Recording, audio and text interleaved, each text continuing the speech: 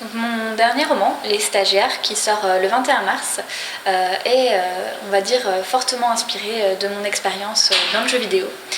Puisque j'ai moi-même été stagiaire, j'ai fait quelques stages et j'ai vraiment eu envie d'écrire une fiction qui se baserait en fait sur le terreau de réalité que j'ai expérimenté à cette époque-là. J'ai voulu saisir en quelque sorte cet instant-là à travers ce roman qui relate l'histoire de Pixis, qui est une société qui a d'abord créé des mangas, qui s'est développée autour de ça, puis qui s'est mise à créer aussi des jeux vidéo. Une société qui existe depuis 15 ans, qui est très dynamique, très novatrice, qui génère une sorte de halo de popularité et d'affect auprès de toute la jeune génération passionnée par la fiction, la culture des jeux vidéo, du manga, globalement on va dire la culture des médias et de la fiction. Pixis a la particularité, comme beaucoup d'entreprises, ce n'est pas propre à elle, de brasser énormément de conventions de stage.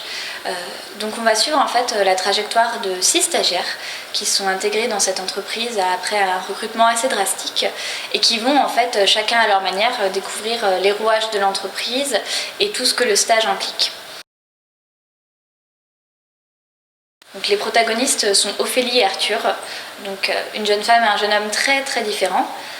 Ophélie, c'est on va dire la provinciale débarquée à Paris.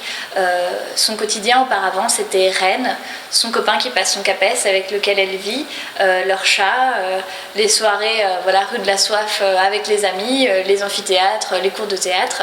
Bref, elle a une vie plutôt saine, équilibrée, mais elle caresse un rêve depuis longtemps. Elle qui est une très grande lectrice et une très grande consommatrice des fictions sous n'importe quel support, ce serait de travailler dans l'industrie créative. Du coup, quand sa candidature de stage est reçue chez Pixis, elle n'hésite pas une seconde et finalement elle laisse tout derrière elle, copain, appartement, pour monter à Paris. À côté de ça, il y a Arthur. Alors Arthur, c'est un monde complètement différent puisque lui est parisien. Il est étudiant dans une très grande école de commerce. Il est en année de césure. Il vient de finir un stage chez Price.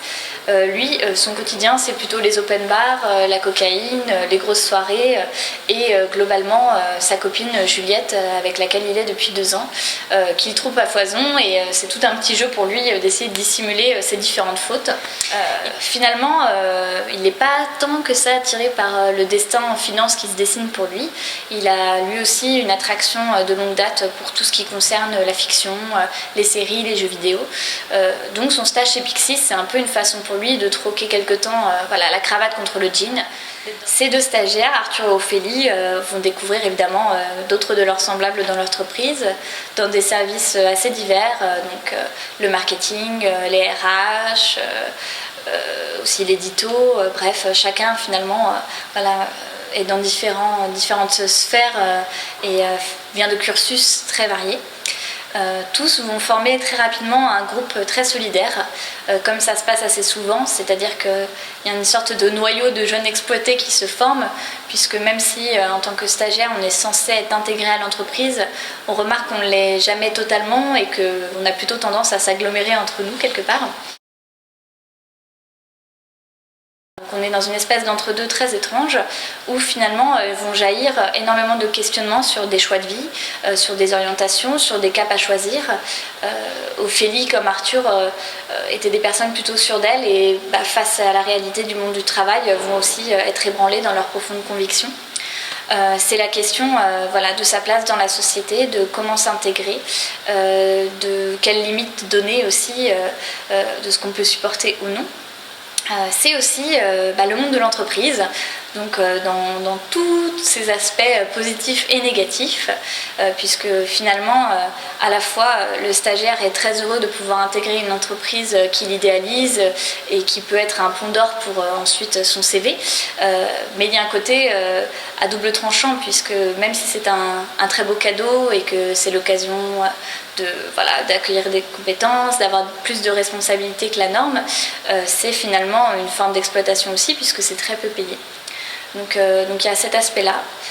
Le dernier aspect, on va dire social, c'est le rapport aux collègues et notamment le rapport manager-managé qui forme à mon sens des couples très intéressants puisque chaque stagiaire est le pendant de son manager et que c'est une sorte de mariage forcé dont l'alchimie peut être heureuse ou très malheureuse, puisqu'au-delà des compétences et de ce qu'on voit au premier entretien d'embauche, il y a aussi toutes les personnalités qui vont se révéler au fur et à mesure, qui sont plus ou moins compatibles.